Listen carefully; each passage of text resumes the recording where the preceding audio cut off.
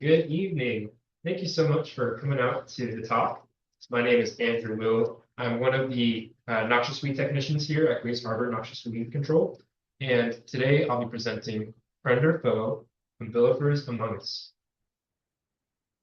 So for those of you who don't know, we are the Grace Harbor Noxious Weed Control board. And we do a number of different tasks. We survey for noxious weeds. We treat noxious weeds. We coordinate with landowners to help them come up with plans to treat their noxious weeds. We do some work with the Grace Harbor Conservation District. We have various volunteer events, education and outreach events such as this, and many more. We're located at the Elma Fairgrounds here in Grace Harbor, and this is our contact information if you would like to get in contact with us. So please hold all of your questions until the end of the presentation, just as a courtesy of your time. So here is the outline for today's presentation. We're going to start with a noxious weed background, and then follow that up with a botany breakdown. Then we'll get into some specifics of the Apiaceae family. We'll have a quick 5-minute break, and then we'll jump into some Apiaceae ID for the species that you see on the right hand there.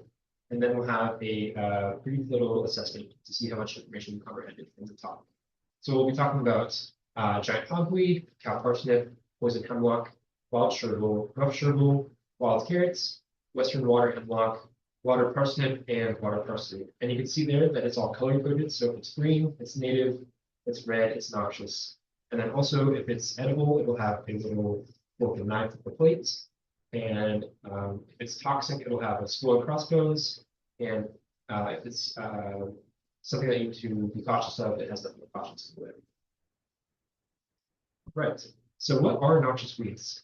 So the term weed may be evoking some images of glowing weeds on a hot summer day, but this term can be assigned to any plants, whether it's native or non-native. It's generally associated and picked by the landowner that doesn't want that plant to be there.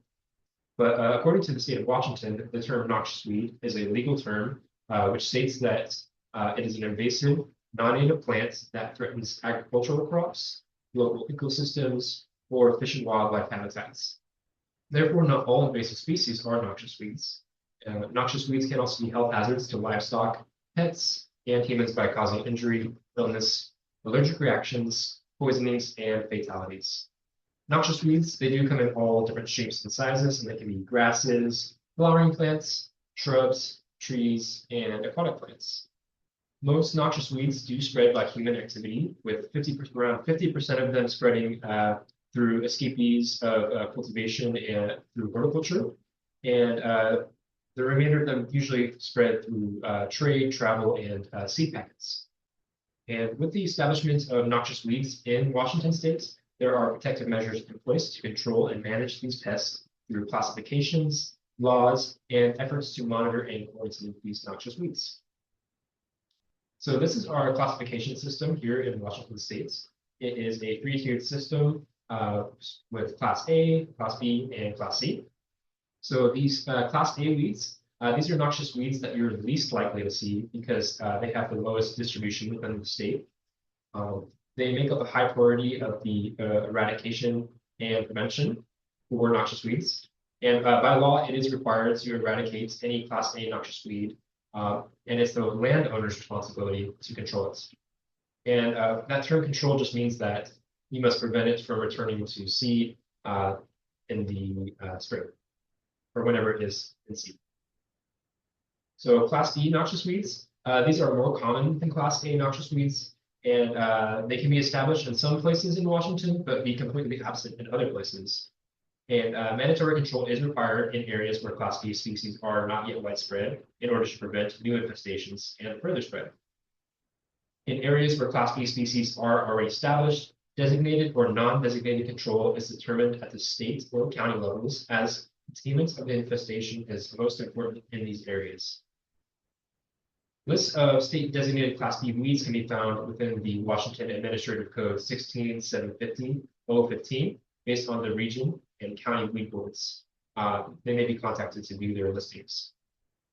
And Class C noxious weeds, These are the most common noxious weeds in the county and in the state.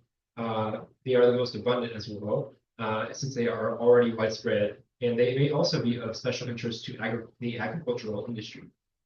Class C individuals can be selected to enforce control of noxious weeds at the county level for various reasons, such as educational purposes, technical supports, or agricultural significance. And these selections can vary from county to county.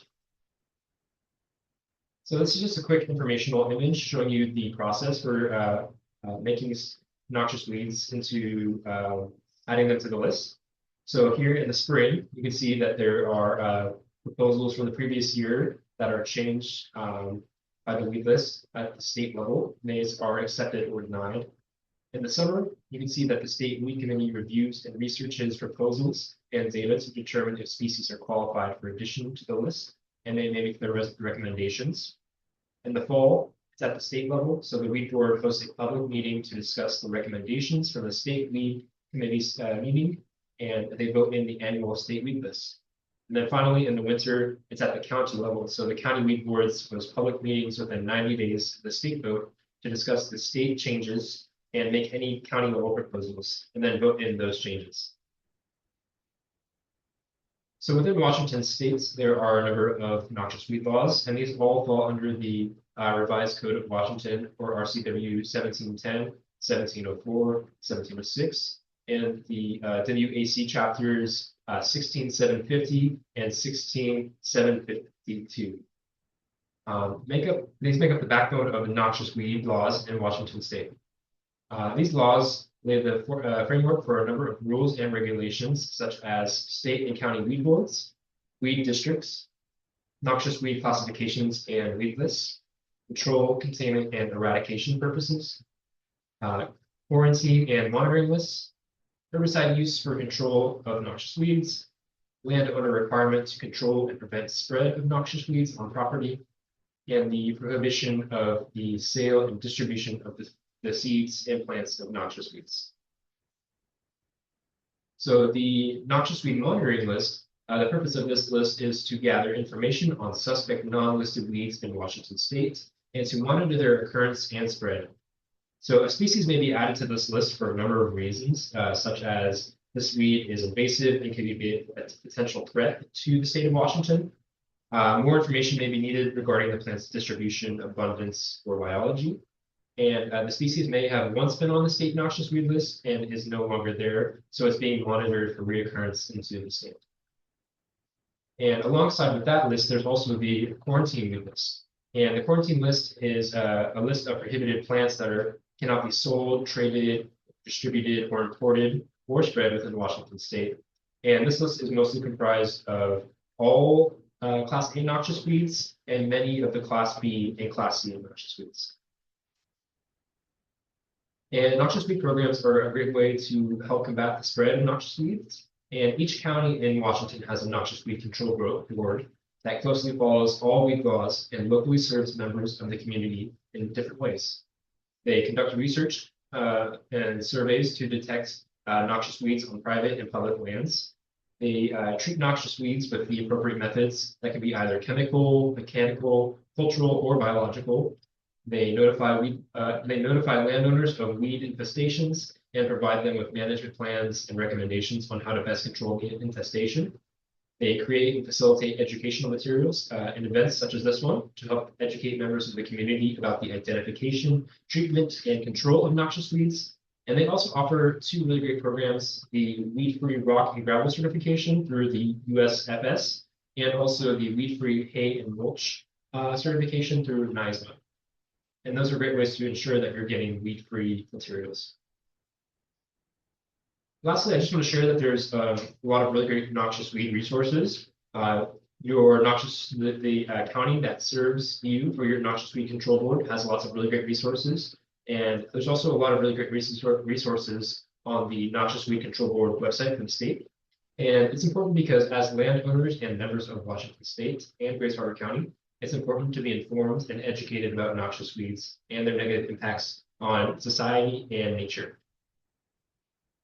So I encourage you to delve deeper into these different resources and explore them to learn more. All right, So that's the end of the noxious weed background. We're now going to move into the botany breakdown. And this section is just going to provide some background information to help you with understanding the ID for the Apiaceae plants that we're going to be talking about today. So we'll start with a little bit of a taxonomy introduction. Then we'll move into leaf morphology and arrangements, talk about flowers and inflorescence types. So starting with taxonomy, taxonomy is the branch of science that involves the identification, description, naming, and classification of organisms. This gives us a structured system which allows us to communicate biological information, understand relationships between distant and related species, and make decisions about conservation and ecosystem management. This inverted pyramid that you see is a hierarchical one, and it includes various groups which are nested within each other. Domain is the largest and includes many different kingdoms, phyla, and species, while the species group refers to just one individual. The example you see on the screen walks you through the taxonomic breakdown of corn from domain to kingdom, and this can be done with any species. For the purposes of today's talk, we will be working within the family, genus, and species level for Apiaceae. So some tips for botanical nomenclature. Each kingdom has a unique set of suffixes for naming conventions. Within the plant kingdom, for phylum, it's always going to end in the suffix phyta, which is Greek for plants. For class, it's always going to end in opsida. One of my professors mentioned opsida class. That's a fun way to remember that. And for order, it's always ending in ales. And a fun way to remember that one is you order an ale at the pub. And lastly, the suffix for family is always ACA or ACE, however you want to pronounce it. So for the components of a species is made up of a Latin binomial. That just means that it's two parts. So it's a genus and a specific epithet. And this information can give us clues about a plant's nature, habit, characteristics, etc. So for example, the plant's lupinus bicolor, the bicolor references the two color of the flowers. The vinca minor, the minor is talking about how the small size of the plants. And the plants may also be named after notable people such as botanists, people who helped discover it. So for example, Cicuta douglasii is a nod to David Douglas, who is a Scottish botanist.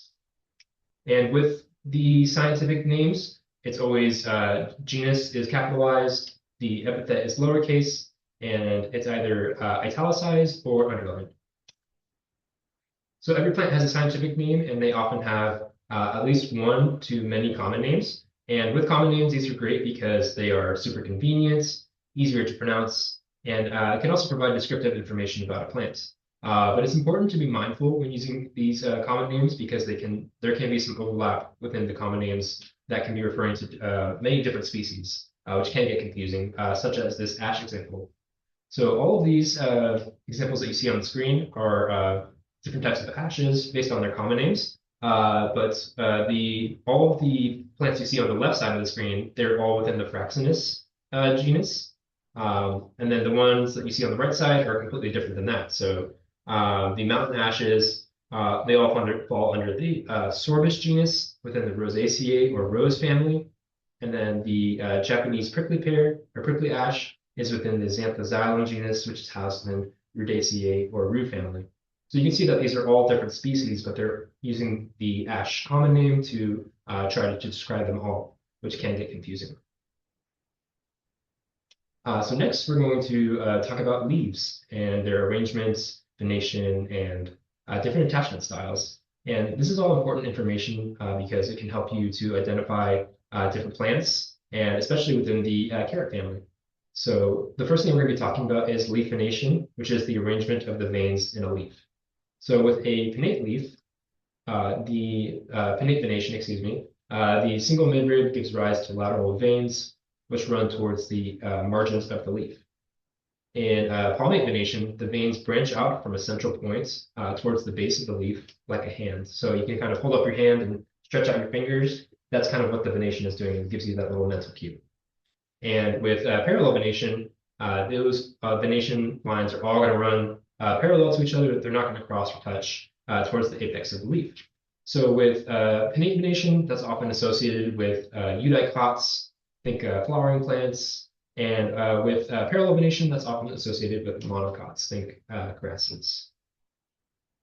So leaf shapes can vary between plant to plant.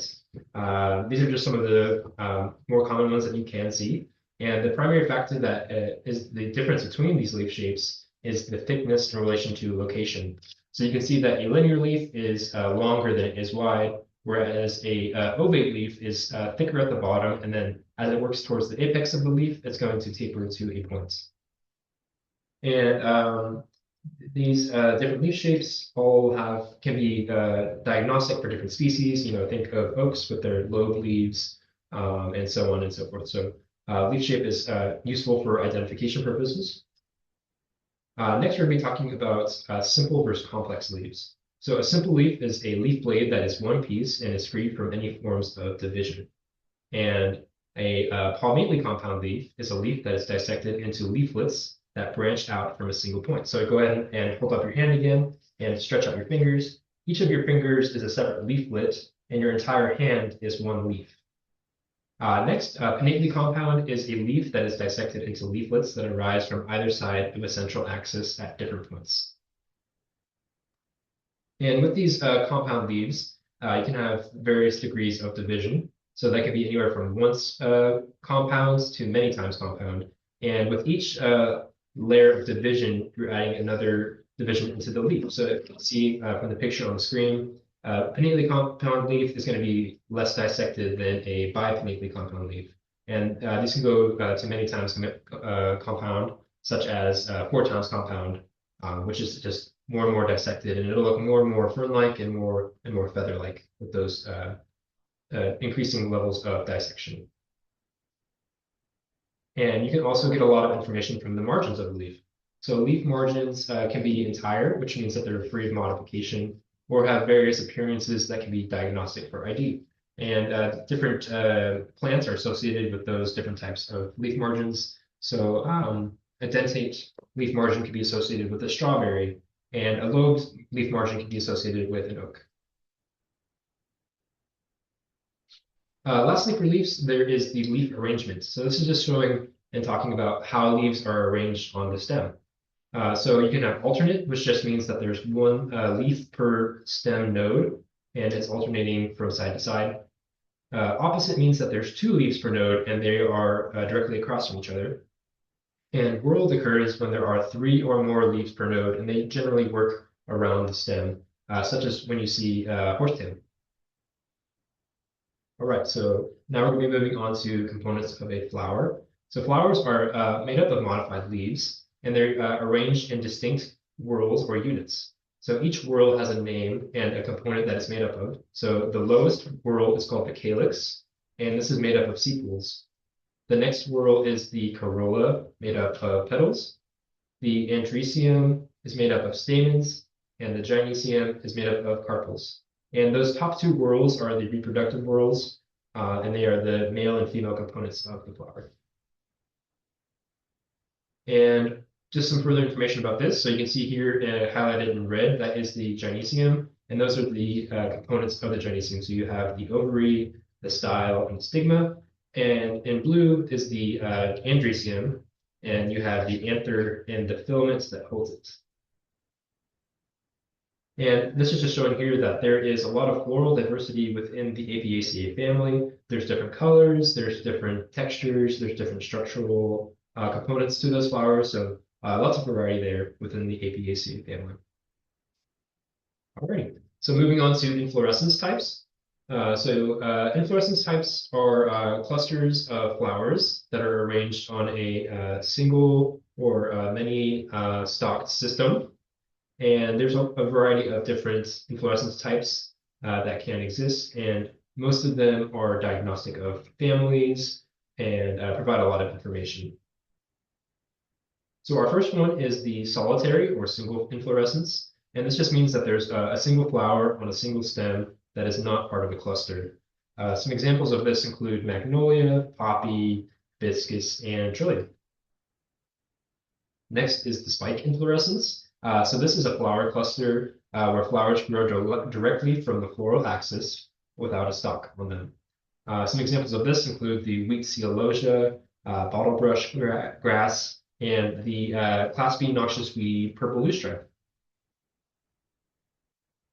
So the next one is racemes, and kind of the opposite of the spike. These are flowers that are attached to short stalks along an unbranched central axis. And some examples of these include radishes, orchids, and the Class A noxious weed garlic mustard. Following up after that is the corum.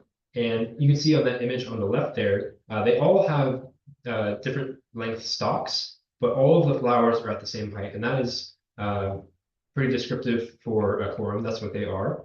Some examples of this include the white beam, European mountain ash, and the noxious weed English hawthorn, which is a Class C.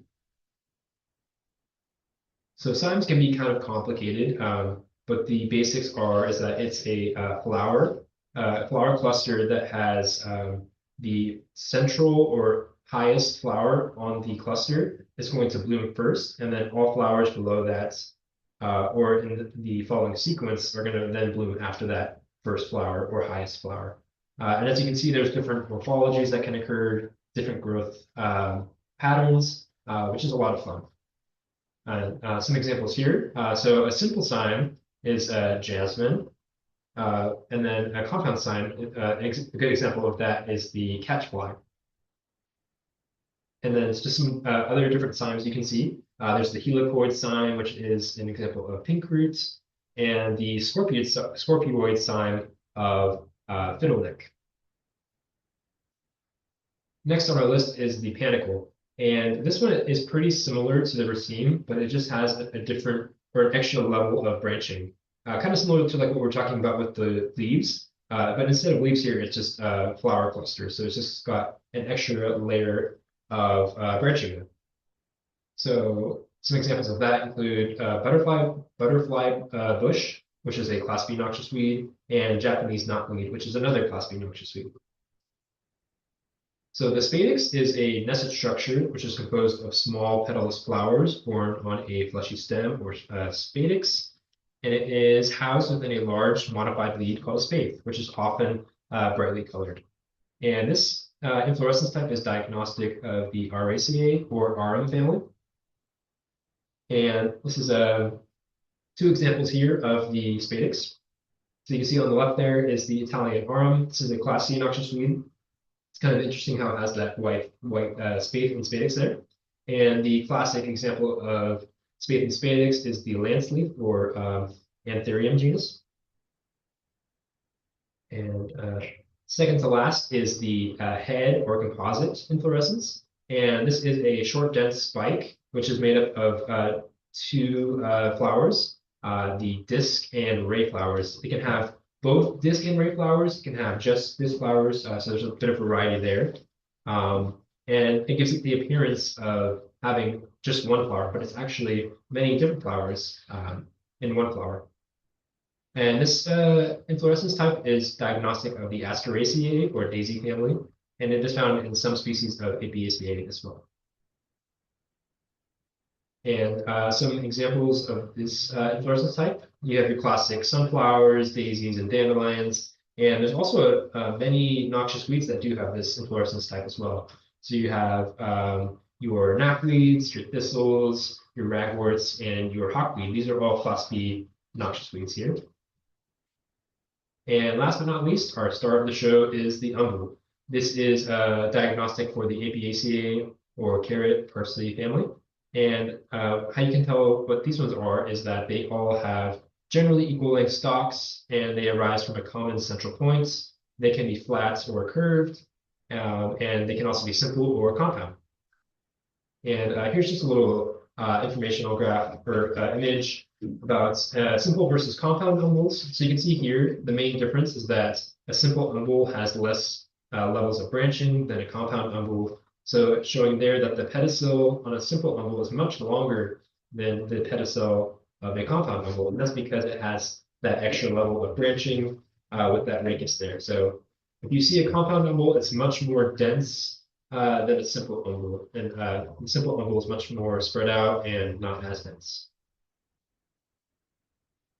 All right, so that's the end of the botany breakdown. We're now going to move into a little bit of an introduction about the carrots, parsley, and celery family, Apiaceae. We're going to do a little bit of a background and then talk about some of the features of the family and how do I do them. All right, so there's a lot of names for this family. You could say Apiaceae, you could say Umbelliferae, you could say Umbellifers. These are all interchangeable terms. And you can also say carrot, parsley, or celery family. So the term umbella is Latin for little shadow, and fere is Latin for to bear.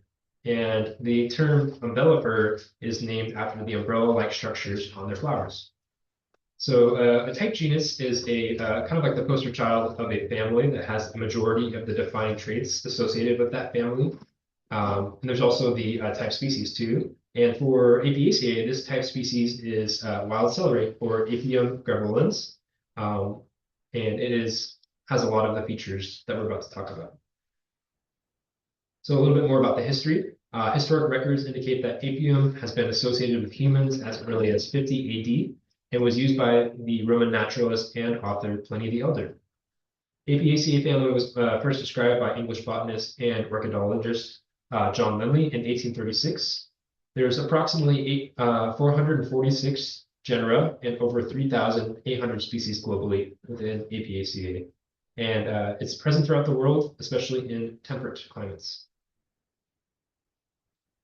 So within this family too, there's a lot of economically significant plant families that are edibles, such as coriander, cumin, anise, dill, fennel, caraway, carrot, parsley, celery, chervil, and parsnip. But there's also many toxic, noxious plants that can harm you, such as poison hemlock, spotted cowbane, and giant hogweed. So you got to be careful when you're foraging for these plants. So just some general ways to ID to the family level for Apiaceae. The habit for these plants, they are herbaceous or non-woody and can range from annuals, which have complete their life cycle within 1 year, to perennials, which are much longer, which live much longer than 2 years. And they arise generally from a taproot, which is a trait of eudicots. A minority of individuals are woody shrubs or small trees, such as shrubby hares here. For the stems of these plants, they are hollow, generally hollow and ribbed.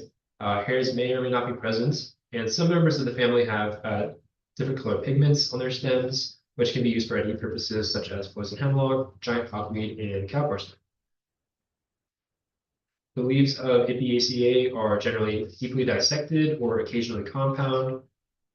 They can be, they're generally alternate, and they generally have a leaf-sheath base at the base of their leaf stem, which aids in protection of new growth and offers structural support.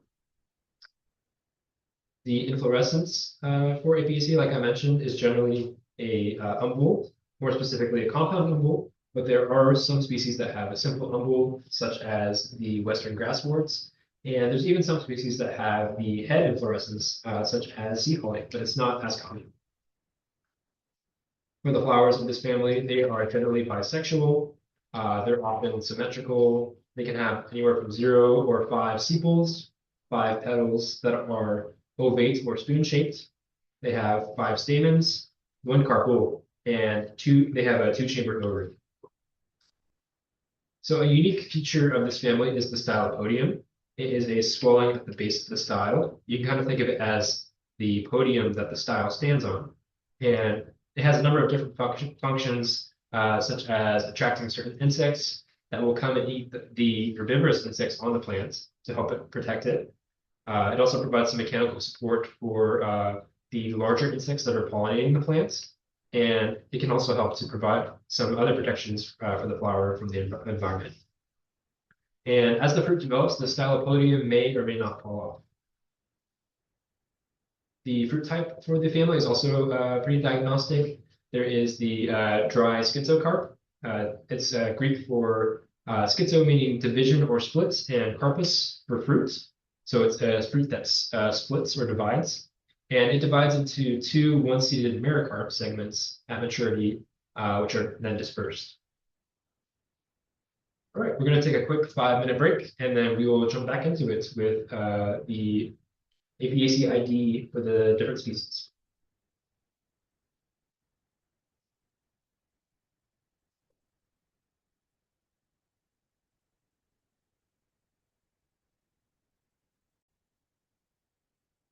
Welcome back from the break. We're going to now jump into the APACA ID for the different species we have, starting with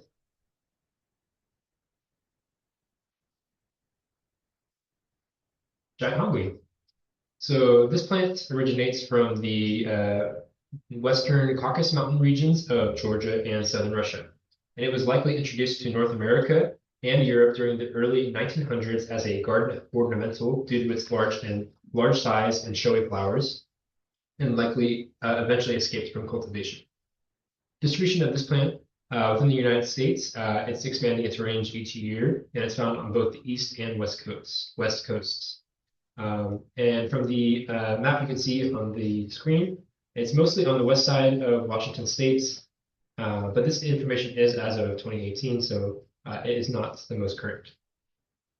As for the habitat for this plant, it thrives in rich, moist soils along roadside ditches, stream banks, waste ground, tree lines, and open wooded areas.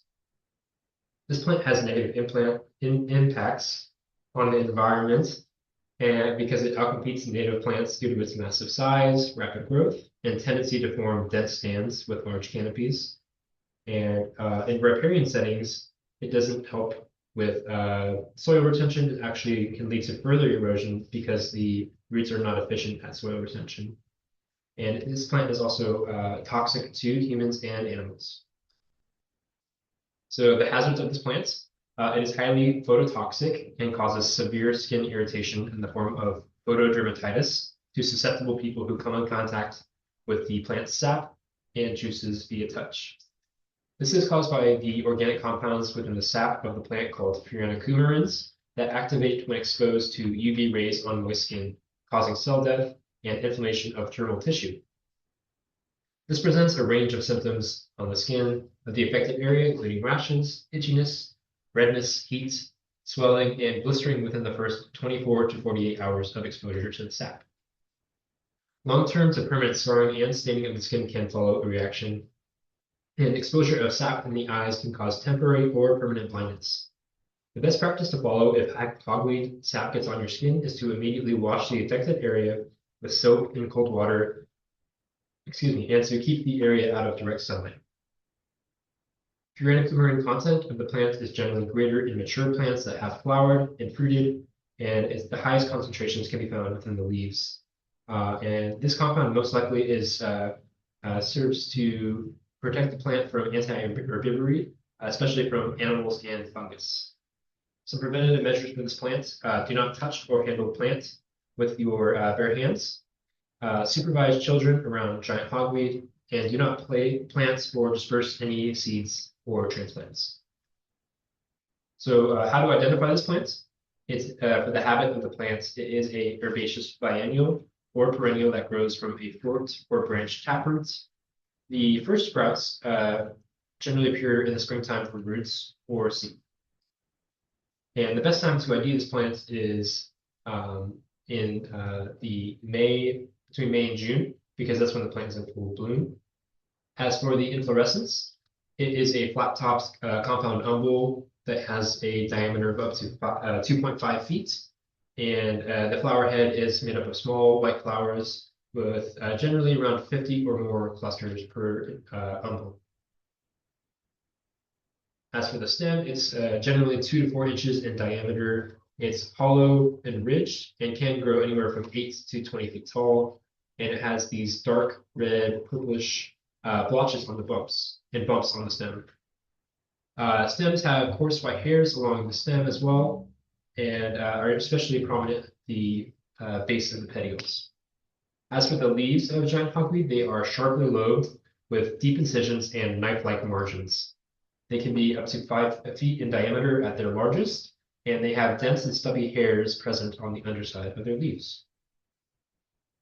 As for the fruits, it is oval-shaped schizocarps with a rounded base and broad marginal ridges, and contain brown swollen resin canals that are generally 1 millimeter wide. The seeds remain viable in the soil for at least 5 years and are dispersed via wind, water, and occasionally by animals such as birds and cows. So giant hogweed and cow parsnip are two plants that look pretty similar. So the next slides are going to be dedicated to showing some of the differences between the two and how you can differentiate them in the field. So for giant hogweed, in terms of its height, it grows anywhere from 8 to 20 feet tall, generally, and for cow parsnip, it grows only 4 to 8 feet tall. So with cow parsnip, the flower clusters will be generally right around your head height, and with giant hogweed, they will be much higher than your head height. In terms of the leaves, giant hogweed has those sharply lobed leaves that are deeply incised with a margin similar to a serrated knife, and they can be up to 5 feet in diameter. But cow parsnip has these 3 coarsely lobed leaflets and can be only up to 2 to 2.5 feet across, and the leaves are generally woolly and hairy. So there can be slight variations between these two plants, depending on their environmental and conditions. And these can, in some cases, blur the lines between the different leaf types. So in these cases, it's best to refer to some of the other defining traits to identify them. But these are just some pictures to show you that they can look more similar to each other in different conditions. So here in these pictures, you can see they both look kind of more yellow. There may be something going on with the plant, like a disease or something like that. And just some more examples here. Moving on to the stem. So the stem of giant hogweed has ridges on it, and they're generally around 2 to 4 inches in diameter. They have those raised dark red / purple blotches and bumps, and they have coarse white hairs, especially on the leaf stem base. Whereas with cow parsnip, they have groove stems that are 1 to 2 inches in diameter. They are entirely green. They can have a slight purplish cast, like you see on that image there. And they can also have dark red and purple blotches, but those ones are smooth, unlike the blotches of hogweed, which are raised. And as for the hairs, they are fine, soft, and fuzzy, which is different than giant hogweed, which has those coarse white hairs. So with cow parsnip, they can have that pigmentation as well, similar to giant hogweed. So that's not always the best way to determine if it is giant hogweed or cow parsnip, as you can see here. But it won't have those raised bumps. They'll be smooth instead of raised like giant hogweed. So this is a cool picture. It's the same plant, but you can see just how different those stem colorations can look. That first part there is completely green. That upper part has a bit of that purple cast on it, and then the other smaller stem has those purple splotchings on there. So you can see that there's real diversity in the cow parsnip stems. In terms of their flowers, giant hogweed flowers are much larger. They are up to 2.5 feet wide in diameter, and there's generally around 50 or more clusters per umbel, which gives them a more dense flower head.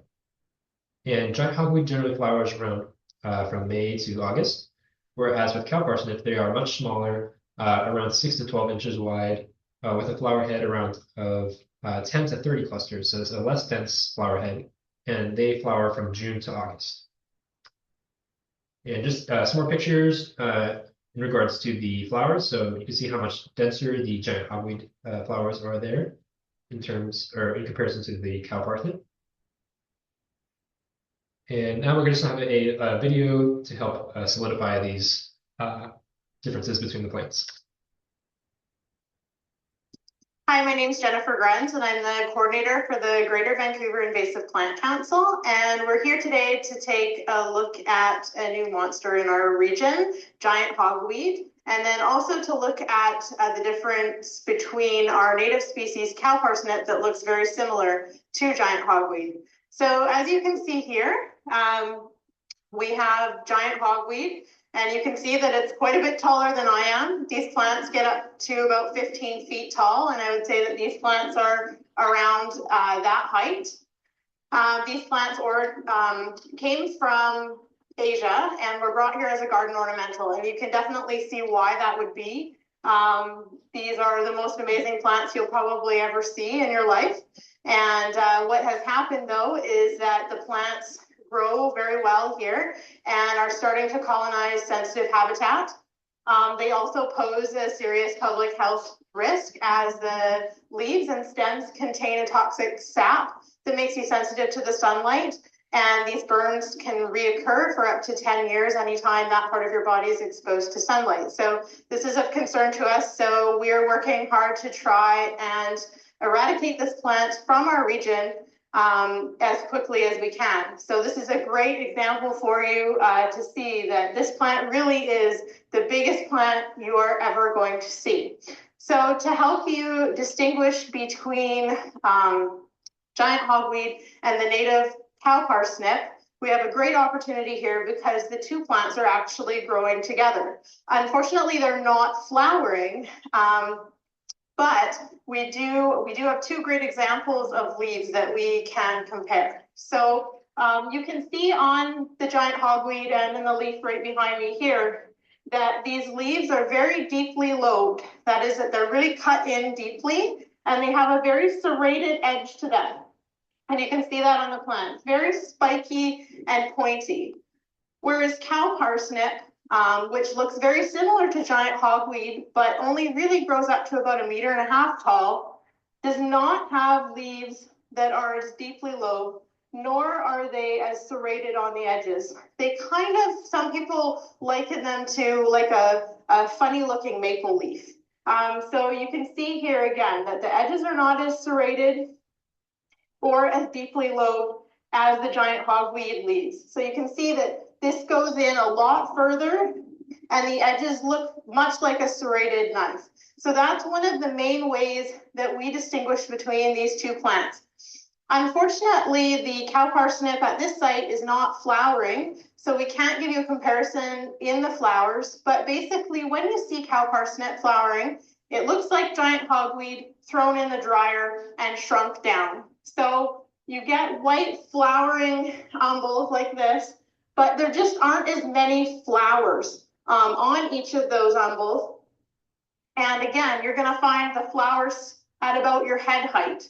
So when you see that, chances are it is not giant hogweed. However, just because it's native doesn't mean you should touch it, because cow parsnip does also cause rashes and burns, but not as bad as giant hogweed.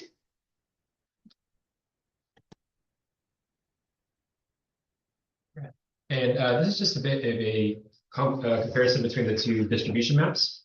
So you can see that giant hogweed is mostly on the west side of the states, whereas cow parsnip can be found throughout the state.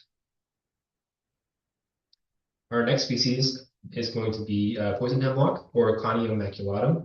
This is a class B noxious weed, and this plant originates in Europe, Western Asia, and some portions of North America. Due to its introduction into the America in 1800s as a garden plant marketed as a water fern, it quickly colonized on disturbed soils and is now naturalized in almost every state in the U.S. Its distribution within Washington state is a similar case. It's found throughout the state, as you can see here. This plant grows in moist, disturbed places such as roadsides, waste areas, field margins, ditches, marshes, meadows, and low-lying areas, and generally prefers to grow in the shade. Some of the negative impacts on the environment of this plant: poison hemlock is aggressive in its dispersal, and it allows it to outcompete native plants by reducing their biodiversity. This can become problematic for livestock, wildlife, and humans as well, because as this plant creeps into foraging areas, it is accidentally mixed into the food of livestock, and such as hay, and all parts of this plant are highly toxic to livestock, causing fatalities. So some of the hazards of this plant, like I mentioned, every part of it is toxic and poisonous to animals and humans. If it is consumed, it causes a wide range of symptoms such as trembling, muscle weakness, vomiting, seizures, respiratory failure, and can be fatal if enough plant material is ingested. These symptoms are caused by several different toxins that reside in the plant It's in the alkaloid class, primarily called coniine, which disrupt neurological receptors in the body. Although the main concern is ingestion, individuals with sensitive skin can develop a skin reaction, such as dermatitis from touching the plants. So always wear gloves when you're handling this plant. People who are foraging often mistaken this plant for wild parsnip, wild carrots, or wild parsley because there are a lot of common features um, when you're foraging for that plant. Just as little as 3 milligrams, or roughly the size of a mosquito, of coniine ingestion can cause symptoms of poisoning to appear, and around 150 to 300 milligrams, or about 6 to 8 leaves, is enough to be fatal. If accidentally ingested, call 911 or go to the nearest emergency room immediately, as symptoms set in within as early as 15 minutes, and there is no known antidote for Conium maculatum poisoning. A notable historical fact is that poisoned hemlock was used to execute Socrates after his trial in 399 BC for his charges against the Pantheon of Athens. Some preventative measures for this plant include ensuring that the plant is not growing within livestock foraging areas or feed, to not consume any parts of this plant, also to not touch it with your bare hands, and supervise children around poison hemlock, and make sure to remove it from your property if it is growing there. How you can identify this plant? The habit for this poison hemlock is a herbaceous biennial, which means that it forms a rosette during the first year and flowers during the second to reproduce. It has a taproot that can grow up to 12 feet in height, and no hairs are present on the plant, and it occupies a musky scent due to the presence of alkaloids, especially when it's crushed. As for the inflorescence, it is a compound umbel with a diameter of around 4 to 8 inches, and it's composed of small white flowers with narrow tips. The leaves are fern-like due to their dissection, or compound leaves, with lobed and serrated leaflets. The fruits are ovoid to spheric schizocarps with ribs, and the seeds are hairless, ovoid, around 2 millimeters long, and they have prominent ridges. Moving on to our next species, it is wild chervil, or Anthruscus sylvestris, which is a Class B noxious weed. Wild chervil is native to Eurasia and is most likely introduced to North America through wildflower seed mixes. The first sighting in Washington was in Spokane in 1988, and it is considered naturalized in the eastern U.S. Wild chervil is present throughout a large portion of Washington, as you can see from this map, mostly on the west side of the state, but it is present as well in some counties in the east. Wild chervil is a non-selective with its soil types, so it can grow in a lot of different places, such as disturbed places, waste areas, pastures, roadsides, and forest edges. Some of the negative impacts of wild chervil include its aggressive growth habit, which negatively impacts biodiversity through resource competition, and it forms these dense monocultures that shut out native species. Wild chervil also negatively affects agriculture and livestock, as it decreases the diversity of forage plants for grazing livestock, and it also has a long dry time for the wild chervil stems and can cause hay to mold, making it unviable for use. How to identify wild chervil? So the habit for the plant is it is an upright biennial or short-lived perennial that grows from a long edible taproot and ranges anywhere from 1 to 3 feet in height. The flowers for this plant are made up in a flat compound umbel that ranges from 1 to 3 inches wide, and it has around 4 to 15 clusters per umbel. The flowers have a distinct feature. One of the marginal petals is enlarged on the umbel, which is diagnostic for chervils, and they generally have a greenish center at the middle of the white flowers, and they have these 5 to 8 distinct teardrop-shaped bractlets that have hairy margins. And the plant flowers generally from April to May. The leaves of wild chervil are finely divided with division into leaflets, and they are nearly hairless except for the underside of the leaves. Plants will have both basal and upper leaves, and with these upper leaves being reduced in size as they work up the stem. Leaf bases surround the stem and can have a purple coloration. And in terms of the fruits, they are generally glossy, smooth, narrowly egg-shaped schizocarps that have a pronounced beak, which is just the remnants of the style.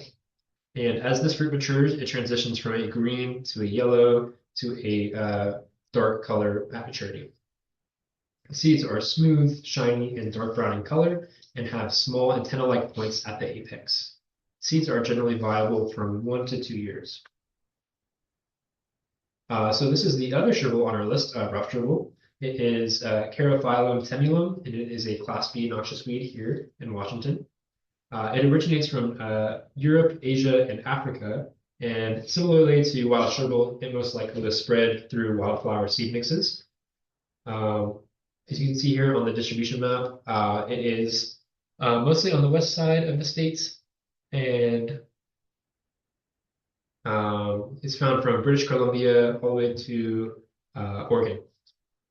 The habitat of this plant relies heavily on human activity, creating disruptions in soil and ecosystems to thrive, and is found in disturbed and open areas such as roadsides, railroads, gravel pits, trails, and riparian areas, and can quickly spread into new areas. Some negative impacts of rough shrubel include its tendency to form monocultures due to its rapid dispersal of seeds, which makes it a major disruptor, negatively affecting ecosystem health and native species diversity and abundance. There is evidence that these dense populations of rough shrubel can possibly produce allelopathy into the soil, affecting mycorrhizal networks by secreting antifungal chemicals, carophyllene into the soil, which disrupts native plant communities. And this allows the rough shrubel to spread more easily into new areas. The plant also poses public health threats to wildlife, livestock, pets, and people due to its toxic nature when consumed or touched. Some of the hazards of this plant include its toxicity, like I just mentioned. It contains volatile alkaloid carophyllene and other harmful chemicals which negatively affect humans, livestock, and pets. Sap causes inflammation and persistent rashes to skin that comes in contact with it. And when the plant is ingested, it causes GI inflammation, cardiac weakness, vertigo, and drowsiness. Some of the animal symptoms of poisoning can look a little different. They have an unsteady stance, staggering gait, apathy, severe colic, and can also cause death. Overall, rough shrubel is less toxic than giant hogweed and poison hemlock due to their skin and poisoning symptoms, but they should still be avoided and handled appropriately. Some preventative measures, including make sure you don't eat the plants or allow it to touch your skin, monitor children and pets around the plants, and make sure to limit and reduce any disturbance-causing activities that you have on your property, as this can invite the rough shrubel to move onto your land. And an interesting medical snippet includes the fact that rough shrubel was used in folk medicine. So in small doses, it was used by Herman Boerhaave, who was a early modern physician, and he used it to treat all kinds of different illnesses. But in particular, there was a woman he treated with leprosy, and every time he dosed her with the rough shrubel, she was temporarily blinded. So how to identify rough shrubel? It is a biennial with a long spindle-shaped taproot that germinates from seed by early April, forms a rosette in the summer. It will then overwinter and then bolt and mature the following spring. The flowers are wet flowers that form a umbel, and they have this tendency to droop when they are in flower. And they flower in from April to June, and a second time in the summer and fall. Some marginal petals, similarly to wild shrubel, are slightly enlarged, and the petal tips are notched into a heart shape or a cordate margin. The stems are solid grooved stems, and they have a variety of colors depending on their access to light. So if it's in full sunlight, it's going to be a purplish color, and it'll have green with purple spots at other light conditions with spreading hairs. There is a distinct swelling at the base of the petiole, which is diagnostic, and how you can tell, one of the ways you can tell the difference between wild and rough shrubel. The leaves are alternate, pinnately compound leaves that are more rounded when compared to wild shrubels, and also have a rough texture due to the short hairs that are present. They also have these bractlets, which you can see from the undershot of the inflorescence picture. There's generally 6 to 9 bractlets with many small hairs and a membranous margin with a lance shape, and they're fused at the base. As for the fruits, they are schizocarps that turn from a green to dark brown at maturity, similar to wild chervils, and they have a flattened appearance with 10 indistinct light brown ribs. Unlike wild chervil, these do not have the beaks on them at the apex of the fruits. The seeds are narrow, smooth, shiny, and dark brown, and they generally grow in pairs. Our next species is wild carrot, or Queen Anne's lace. This is the species Daucus carota, and it is a Class C noxious weed. And it originated from Europe and Asia, but was introduced to North America generally from horticultural purposes and medicinal purposes, and then likely escaped from cultivation. It also is still used to this day for horticultural purposes. In terms of the distribution within Washington, it's found throughout the states and is absent in some places as of 2018. The habitat that wild carrot likes to grow in is full of sun to partial shade, and it can be found in open areas such as pastures, old fields, prairies, railroad waysides, and roadsides. It prefers well-draining alkaline soils and is composed of a sand to clay, but can exist outside of these conditions as well. Some of the negative impacts of wild carrot include its ability to outcompete native grasses for resources due to its ability to mature faster and grow taller. It negatively impacts the agriculture and animal agriculture industries because it is mildly toxic to livestock, and it also has the potential to taint the milk of dairy cows if enough of the plant is consumed. Another thing too is that it causes poor seed production when hybridizing with some of the horticultural varieties. Similar to poison hemlock on a much reduced scale toxicity-wise, wild carrot leaves may cause mild phytodermatitis in some individuals who come in contact with the sap of the plant. And a fun historical fact is that the common name Queen Anne's lace is named after Queen Anne of England, who lived from 1665 to 1714. And this plant was named after her because she loved to make lace, and the flowers of this plant have a very lace-like appearance. And in the center of each umbel of wild carrots is a red flower, and the legend says that the red flower at the center of each wild carrot flower is the drop of blood from Queen Anne pricking her finger with a needle while she was making lace. So how do I name this plant? As for the habit, it is an herbaceous taprooted biennial, but it can also occur as an annual or a short-lived perennial.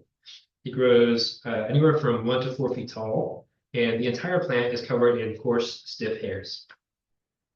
In terms of the inflorescence, it is a compound, flat-topped umbel with a diameter of 2 to 4 inches. And it often has that pinkish, reddish, purplish flower at the center that I was mentioning. The stem is typically green in color, hollow, and covered with those coarse, stiff hairs, and has vertical ribs.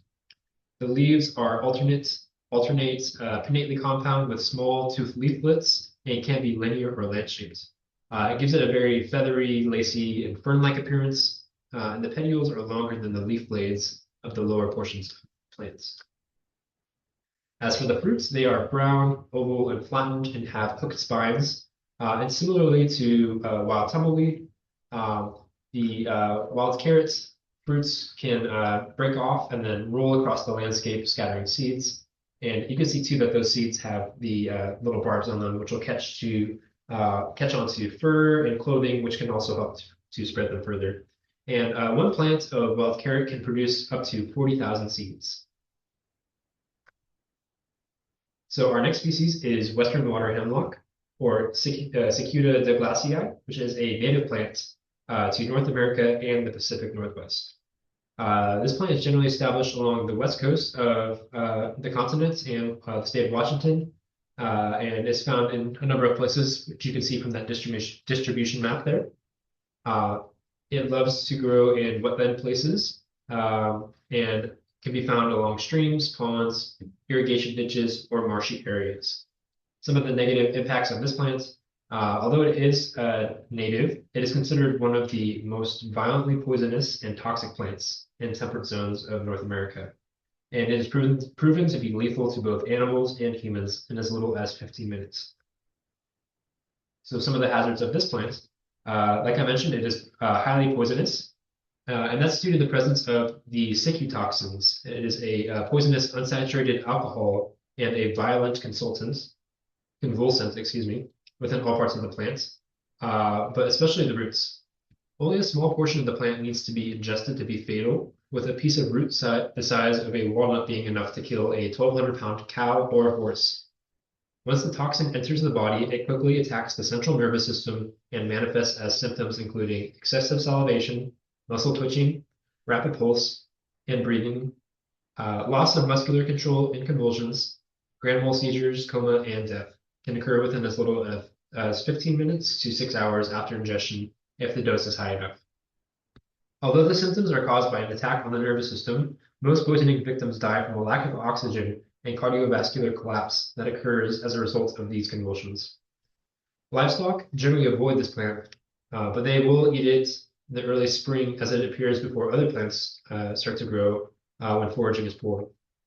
Animals will also eat the roots because they are the most palatable parts of the plants, especially after they've been exposed for plowing, trampling, or cleaning. And the rootstock of the plant contains many different partitions and chambers, which exude a deadly brown liquid that contains a high concentration of these toxins. So if a livestock animal is to crush the roots near a water source, that highly toxic toxin will leak into the water and can poison other livestock who then drink that water. Humans generally accidentally eat the western water hemlock by accident when they are trying to identify other species such as water parsnip and water parsley when they accidentally misidentify it. Some preventative measures for this plant are to remove it from your property, keep animals and children away from the places that the plant grows, do not consume any parts of this plant, keep animals away, especially if you are treating it with a 2,4-D herbicide for at least 3 weeks because it'll increase the palatability of the stems and leaves. So you want to make sure to quarantine those animals so they aren't enticed to eat the plants. Immediately call 911 or go to the hospital to prevent seizures by supporting respiration and utilization of various methods. It's important to understand that the western water hemlock and poison hemlock are 2 different plants with different toxic compounds and poisoning reactions. So some ways to identify western water hemlock. The habit of this plant is that it's an herbaceous perennial plant that grows anywhere from 2 to 8 feet tall, depending on its location. The flowers are small, white or greenish flowers that are 2-seeded, and they bloom from June to August. The stem is hollow, smooth, hairless, and it is a pale green color. The lower portions of the stem contain partitions and chambers that can be revealed when split lengthwise, similar to the rootstock. And like I mentioned earlier, the roots have those partitions and chambers that contain the toxin. The leaves for this plant are alternates, and they can be 1 to 3 times pinnately compound with lance-shaped leaflets and have serrated margins that are generally 1 to 4 inches in length.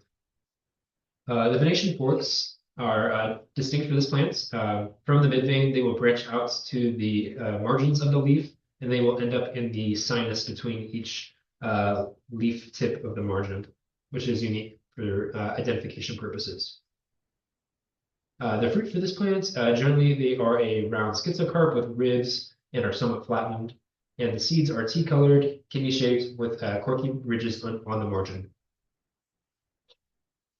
So for these next slides, western water hemlock and water parsnip look very similar. So I wanted to dedicate some slides to how you can tell the difference between these 2. So for western water hemlock, like I mentioned, they have 2 to 3 times pinnately compound leaves, and they also have that distinct forking venation. Whereas with water parsnip, they are only one spinately compound, so they have less levels of branching, and they also do not have that forking venation. So you can see that the Western water hemlock leaves are much more dissected and fern-like than the water parsnip leaves.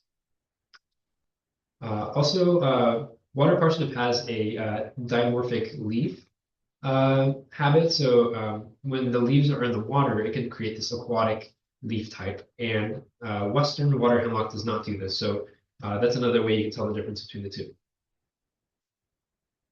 All right, so for our next species, we're going to be talking about water parsley, or Oenanthe sarmentosa, and this is a native plant. Some of the uses for this plant include its purgative properties, which can be used to facilitate delivery in pregnant women, and it can also be used to induce vomiting and evacuation of the bowels. It's common from North America all the way up through British Columbia, and you can find this plant in aquatic places such as wetlands with low elevation habitats and full sun.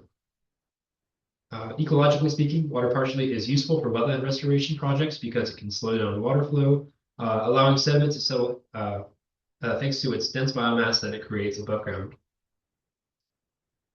So how to identify this plant? As for its habits, it is a perennial hairless herb that grows anywhere from 1 to 4 feet tall and grows in clumps or single-stemmed plants. The flowers are umbels, that are composed of 5 to 20 white to red flowers with notched petals, and they bloom from May to July. The stems of this plant are green in color, and they have an ascending to reclining nature to them due to soft, weak stems. And it can also have the ability to root at the nodes, sending out runners. And these stems are hollow and ridged. The leaves are glossy and generally twice pinnately compound with ovate leaflets with toothed to cleft margins. The lower leaves are oblong to lance-shaped and with long stems, and the upper leaves are triangular to oval-shaped with shorter stems. As for the fruits, they are small, hairless, oblong schizocarps with ribs. So another comparison to the Western water hemlock, these also look fairly similar. So these next slides are dedicated to those comparisons between the two. So Western water hemlock is anywhere from 2 to 8 feet tall, and water parsley only grows 1 to 3 feet tall, so it's much shorter. In terms of the flowers of these two plants, Western water hemlock is a compound umbel with rounded ball-like clusters, and it flowers from June to August, whereas with water parsley, it is a flat-topped compound umbel flowering from May to July. In terms of the stem, Western water hemlock has a pale green, kind of bluish stem, which is also called glaucus. The stems are more stout, and the lower portions of the stem, like I mentioned earlier, have those partitions and chambers in them when split lengthwise. Whereas with water parsley, it's green in color. It has those ascending to reclining stems, since they are kind of softer and weaker. And they also have those runners at the nodes that they can send out. The leaves can look pretty similar, but there is a way to tell the difference. So Western water hemlock leaves, are 1 to 3 times pinnately compound. They have kind of this elongated lance shape to oval shape, and they have that distinct spination that is running out into the spaces between the leaf tips of the margin. Whereas with water parsley, they are generally 2 times pinnately compound, ovate, and they're not as long as the Western water hemlock leaves, with toothed to cleft margins. So they are much smaller in size than the Western water hemlock, and they do have a type of venation forking, but it's the destination of that forking is different. So instead of going to the spaces between the tips of the margin, they're going to go to the tips of the margin themselves, which you can see in that picture there. Lastly, for this comparison between the two, like I've mentioned a number of times now, Western water hemlock has those partitions and chambers in the lower portions of the stem and the roots, and water parsley does not have this feature. So that wraps up our presentation. Some take-home messages for this talk is that you should use some caution around these Umbellifers, and members of the carrot and parsley family. Many of them are edible, but there also are a number of them which are toxic, and they do have a lot of lookalikes. So it's best practice to not eat anything that you cannot correctly ID or feel comfortable with IDing. And to also be careful with touching these plants because a lot of them have those phototoxic features. So make sure you're aware of any sensitivities that you may have to those plants. Continue to learn and research other noxious weeds. These APACA members that we talked about today are just the starting point for noxious weeds in Washington and Grays Harbor. So I encourage you to look at some other resources and learn more because there's a lot more to learn. And report noxious weeds because we have this QR code here. You can find noxious weeds where you live and scan that QR code, fill out the form, and we'll get a message of your report. We'll go check it out. So please use our QR code. It's super helpful for helping us learn about new infestations that we didn't know about before. And yeah, just stay safe and spread the word. Not everyone knows this information, so if you can share it with other people and help them to learn about it, that'd be awesome. So these are some of the sources that I use to create this presentation. And lastly, we're just going to end with a little comprehension test just to make sure, or just to see how much information stuck. So feel free to follow along. And we'll go through one question at a time. So the first question, designated weeds fall under class blank, and selected weeds are associated with class blank weeds. So for this question, the first answer is class B, noxious weeds are designated, and class C noxious weeds are selected. Question number 2, who is required to control a class A noxious weed in Washington? Is it A, no one, B, the landowner, or C, the Department of Agriculture? The correct answer is B, the landowner. Moving on to question 3, this is a true or false question. All noxious weeds are invasive plants, but not all invasive plants are noxious weeds. So is that true or false? And that is true. Question 4. So looking at this picture here of these leaf lettuce, is this leaf arrangement simple, palmately compound, or pinnately compound? And that's right, it is pinnately compound. All right, question number 5. So we have a series of pictures of flowers here. What family do all of these flowering plants belong to? Give me the common name for the family, scientific name, whichever works best for you. And that's right, this is the Apiaceae, Umbelliferae, or carrot, parsley, or celery family. Good job. Moving on to question 6, we have picture A and picture B. Name the 2 inflorescence types.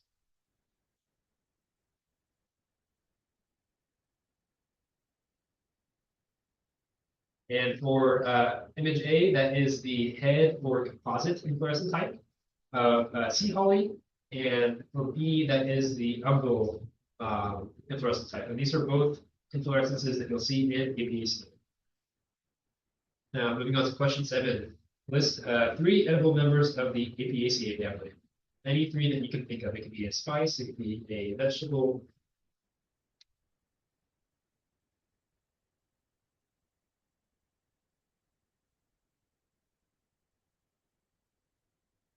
There's many different options we put here. You've got carrot, celery, dill, fennel, all kinds of different options here. All right, so for question number 8, there's a number of terms located on the slide, and I want you to select the terms that are only relevant to the parsley family. And the hint is that there are 5 terms that apply. So look through these terms and pick the 5 that apply to the parsley or carrot family.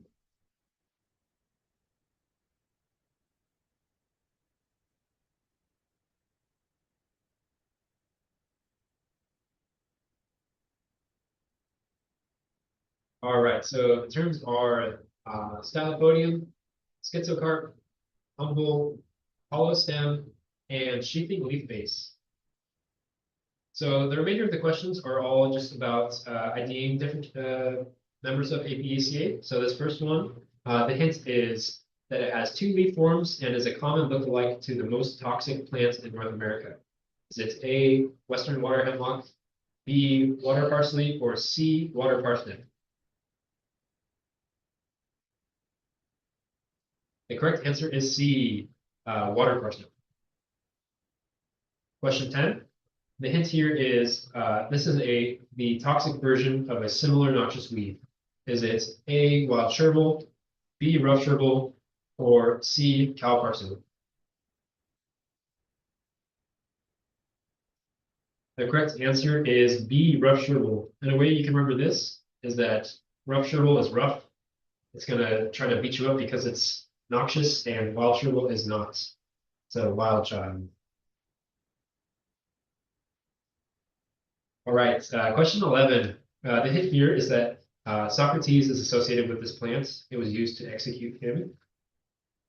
Is it A, wild carrots, B, poison hemlock, or C, rough chervil?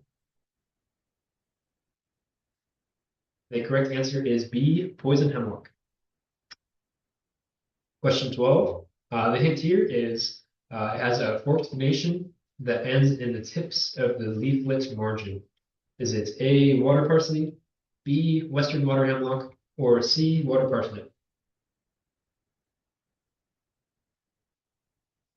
The correct answer is A, water parsley. Question 13. The hint here is this plant can cause a skin reaction when exposed to light.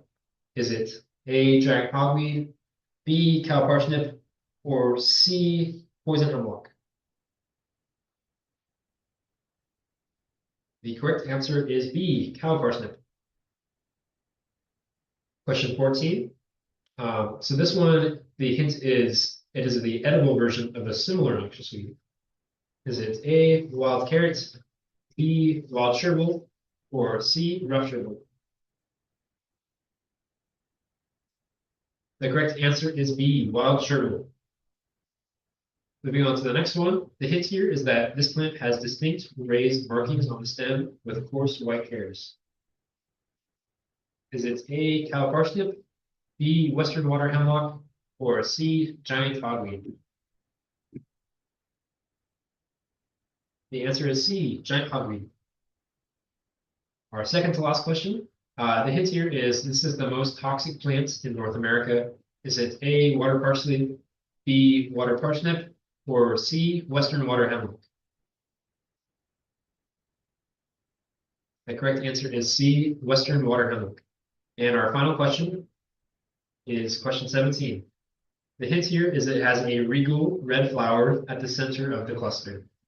Is it A, poison hemlock, B, Queen Anne's lace or wild carrot, or C, rough chervil? The correct answer is B, Queen Anne's lace or wild carrot. And that wraps up our Umbellifers Among Us presentation. Thank you so much for attending. Hope that you learned something new, and see you next time.